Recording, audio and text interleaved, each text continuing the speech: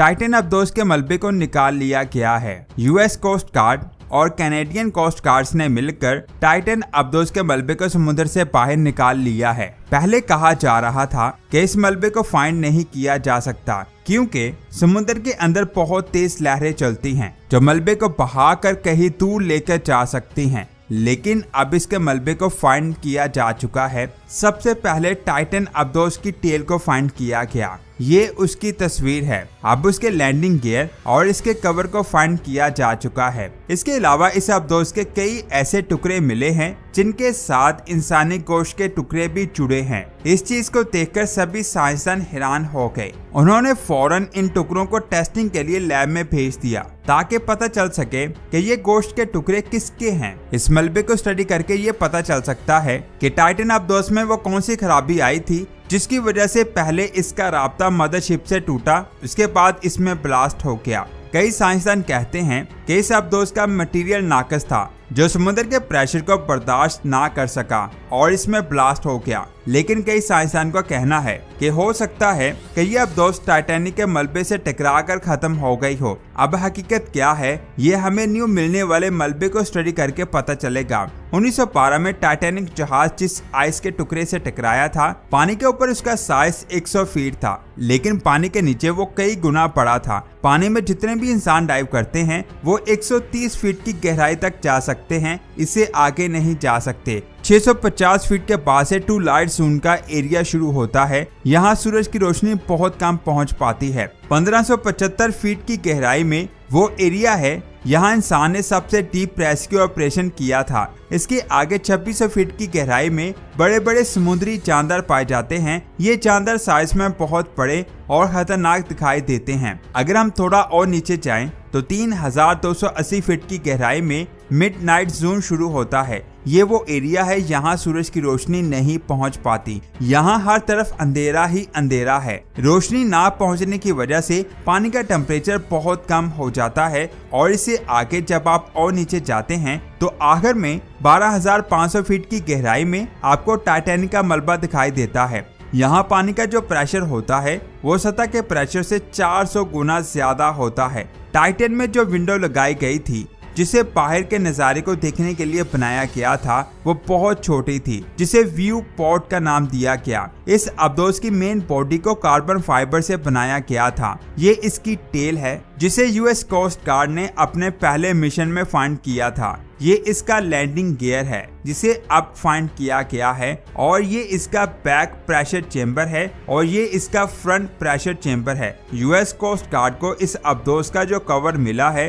वो इन दोनों चैम्बर का है। इसके अलावा इस अब्दोस के जो पार्ट्स मिले हैं वो इसके अंदरूनी हिस्से के हैं जिनके साथ गोश्त के टुकड़े चिपके हुए थे। इसके अलावा इस तस्वीर को देखें। अब तक टाइटन अब्दोस की जितनी भी तस्वीरों को खींचा गया है उनमें से इस तस्वीर ने साइंसदानों को सबसे ज्यादा हैरान किया है। इस तस्वीर में नजर आने वाली ये चीज असल में टाइटन अब्दोस में बैठने वाले किसी आदमी के जूते हैं। जी हाँ, आपने बिल्कुल सही सुना। ये अब्दोस में बैठे किसी आदमी के जूते की तस्वीर है, जिससे ये बात साबित हो चुकी है कि अब्दोस में जितने भी आदमी बैठे थे वो धमाके की वजह से मरे और उनके टुकड़े टुकड़े हो गए। और अब जो मलबा बाहर निकाला गया है कई टुकड़े उस मलबे के साथ जुड़े हुए हैं। 18 जून 2023 को 9:30 पर यह अब्दोस समुद्र के अंदर दाखिल हुई। ठीक 11:45 पर जब ये 11,000 फीट की डेप्थ तक पहुंची तो इनका राब्ता समुद्र की सतह पर मौजूद मदरशिप से टूट गया।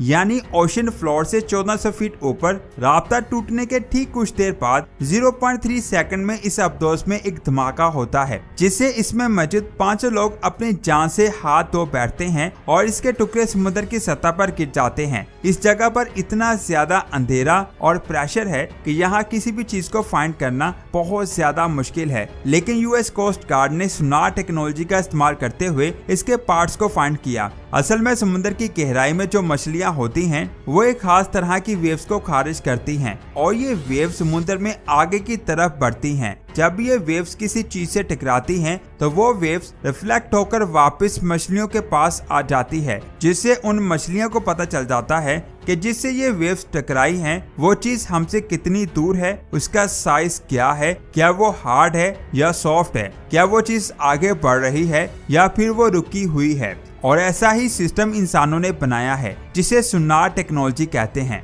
जिसका इस्तेमाल दुनिया भर की नेवी सबमरीन में किया जाता है। ये सबमरीन सोनार टेक्नोलॉजी के जरिए आगे तक देख पाती हैं। जैसे कि मैंने आपको बताया 12,500 की फीट पर सूरज की रोशनी नहीं पहुंच पाती, जिसकी वजह से हमें वहां कोई भी चीज दिखाई नहीं देती। लेकिन सोनार टेक्नोलॉजी से निकलने वाली वेव्स की मदद से हम कई किलोमीटर की दूरी तक समझ पाते हैं कि आगे क्या है। और इसी टेक्नोलॉजी के जरिए उस कोस्ट गार्ड ने टाइटन अब्दोस के मलबे को फाइंड कर लिया। जब टाइटन अब्दोस का राब्ता अपनी मदरशिप से टूटा तब उसके अंदर बैठे पायलट ने यूएस कोस्ट गार्ड से राब्ता किया कि हम एक अब्दोस में बैठकर नीचे जा रहे हैं और हमारी मदरशिप से राब्ता टूट गया है। तो यूएस कोस्ट गार्ड ने ये खबर कैनेडियन कोस्ट गार्ड को दी। उसके बाद एक मिशन लॉन्च किया गया जिसमें टाइटन अब्दोस को फाइंड करना था। इसके अलावा यूएस कोस्ट गार्ड ने अपने शिप्स और जहाजों की हिफाजत के लिए समुद्र के अंदर बहुत सारे लिसनिंग डिवाइसेस को लगा रखा है।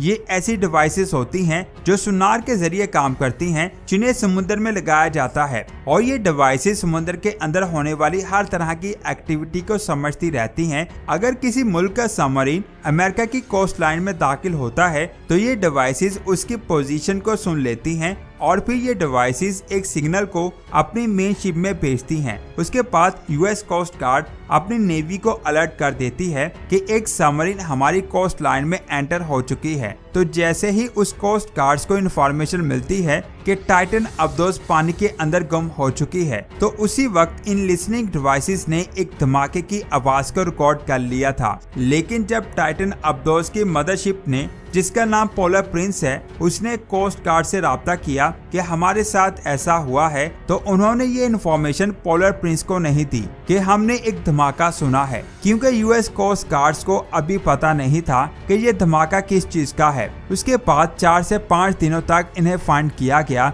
जिसके ऊपर मैं डिटेल से वीडियो बना चुका हूँ। कई दिनों के बाद यूएस कोस्ट गार्ड ने कंफर्म किया कि लिसनिंग डिवाइसेस ने जो आवाज रिकॉर्ड की थी वो टाइटन अब्दोस के धमाके की थी। और फिर इन डिवाइसेस से आने वाली आवाज को और सोनार टेक्नोलॉजी की वेव्स का इस्तेमाल करते हुए यूएस कोस्ट गार्ड ने ओशन फ्लोर पर इसके मलबे को फाइंड किया। ये बहुत बड़ी डिस्कवरी थी, जिससे ये बात साफ हो जाती है कि ये टेक्नोलॉजी कितनी ज्यादा एडवांस है। इस मलबे को अब स्टडी किया जाएगा और हमें पता चलेगा कि असल में टाइटन के साथ क्या हुआ था। और जो कोस्ट के टुकड़े इस मलबे के साथ मिले हैं उनको स्टडी करने से पता चलेगा कि ये टुकड़े किस चीज के हैं। आपको इसके बारे में क्या ख्याल है नीचे कमेंट करके जरूर बताएं और ये भी बताएं कि आज की ये वीडियो आपको कैसी लगी। अगर अच्छी लगी तो लाइक करने के साथ साथ इसे आगे भी शेयर करें। मिलते हैं एक और शानदार वीडियो में। अपना बहुत सारा ख्याल रखें। अल्लाह हाफिज।